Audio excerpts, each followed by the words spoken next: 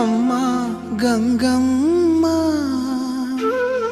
కృష్ణమ్మకు చెప్పమ్మా కష్టం కలిగించొద్దని యమునకు చెప్పమ్మా సాయమునకు వెనకాడొద్దని గోదారికి కావేరికి ఏటికి సెలయేటికి కురిసేటి జడివానకి దూకే జలపాతానికి నీతో బుట్టులందరికీ చెప్పమ్మా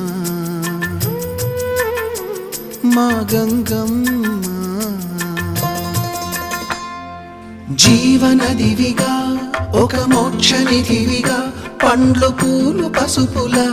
పారాణి రాణిగా